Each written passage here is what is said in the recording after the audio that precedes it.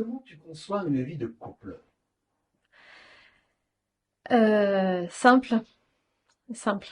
Euh, alors après, peut-être que c'était pas ça avant, mais aujourd'hui, ouais, simple. Pas de conflit. Je déteste les conflits. J'ai horreur de ça. J'aime pas la colère. J'aime pas les cris. J'aime, voilà, j'aime quand c'est calme et quand c'est bienveillant et quand voilà, il y a que du plaisir à être ensemble, du plaisir à faire les choses ensemble et voilà, à passer du temps. Mm. Alors, au niveau du couple, forcément, ton histoire est particulière par rapport à des couples classiques, entre guillemets. C'est ça. Est-ce que tu peux un petit peu développer là-dessus?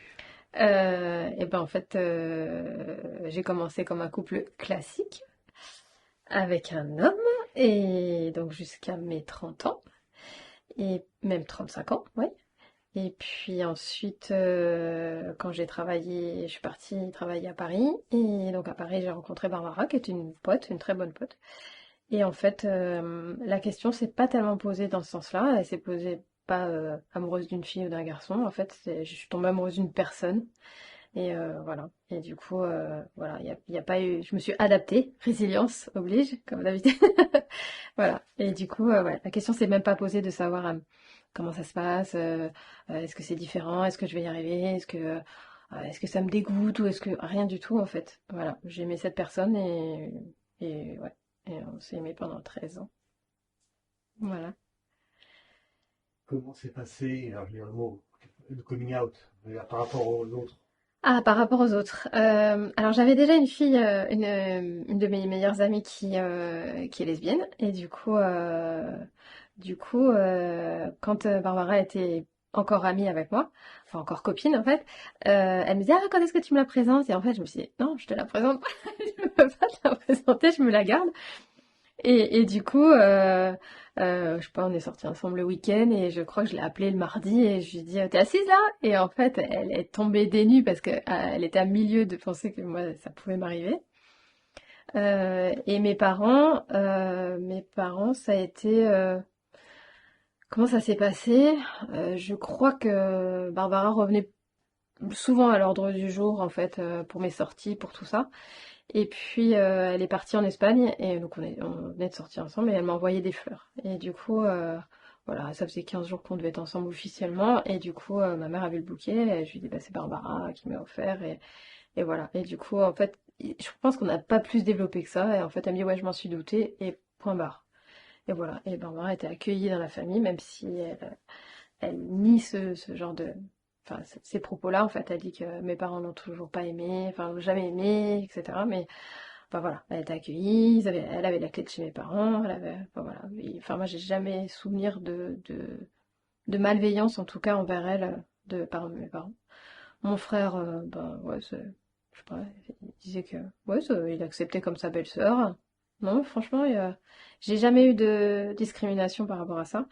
Et, euh, et en fait, ça m'a jamais posé de problème à moi. C'est-à-dire que c'est quelque chose que j'ai toujours revendiqué, enfin pas revendiqué, j'avais pas de drapeau arc-en-ciel et quoi que ce soit, mais en fait, j'ai toujours assumé ça.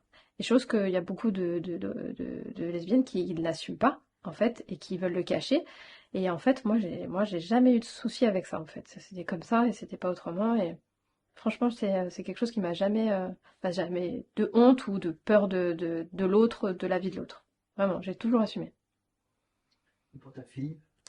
Alors Perle, ça n'a pas été simple, mais ça n'a pas été simple même avec la relation avec le Marocain, de toute façon, puisqu'on avait déjà une relation hyper fusionnelle toutes les deux.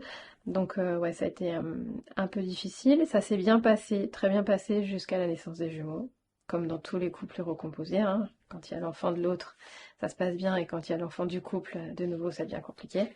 Et Perle est en pleine adolescence, on descendait dans le sud, les enfants étaient petits. Et du coup, voilà, donc il y a eu la crise de l'adolescence qui a bien clashé et ça a été compliqué. Du coup, elles veulent même plus entendre parler l'une de l'autre. Mais voilà. Quand on était ensemble, elle disait de toute façon, si Perle a un problème, enfin voilà, je serai toujours là pour elle. Ce qui n'est plus le cas aujourd'hui. Donc voilà. Mais Perle, je pense qu'elle a un souci aussi par rapport à l'homosexualité. Voilà. Quand je me suis séparée de Barbara, elle me dit, mais tu vas te remettre avec un garçon? Non. Enfin non, là je suis avec Hello. Et tu vas jamais te remettre avec un homme? Ben en fait, là je suis avec Hello, donc la question se pose pas en fait. Moi je vis au moment présent. Je sais pas moi dans 5 ans où je serai, mais pour l'instant non. Et ouais, je pense que elle a quand même, elle est quand même dans ce schéma papa-maman. Ah, peut-être que ça l'a sécurisé aussi, parce qu'en fait, enfin, elle a peut-être besoin de se reproduire ce schéma hétérosexuel avec, enfin, tu vois que elle, étant donné qu'elle n'a pas été élevée dans ce schéma-là, enfin, de façon alternative, donc du coup, est-ce que elle, dans ce schéma, elle se reconnaissait ou pas, et elle avait besoin de s'identifier à un couple normal. Elle est pas bien, elle est hétéro. Elle est pas dite normale, j'en sais rien. Elle a fait d'autres écarts aussi, mais bon, voilà. Non, non. Mais voilà, j'ai jamais eu de problème avec ça. Et coming out, j'ai pas fait une déclaration, en fait. Enfin, ça s'est fait comme ça. Et la famille est tellement tolérante. Enfin, voilà, il n'y a jamais eu personne. Enfin, notre couple, il a toujours été accepté par tout le monde. Ça s'est super bien passé. Ouais.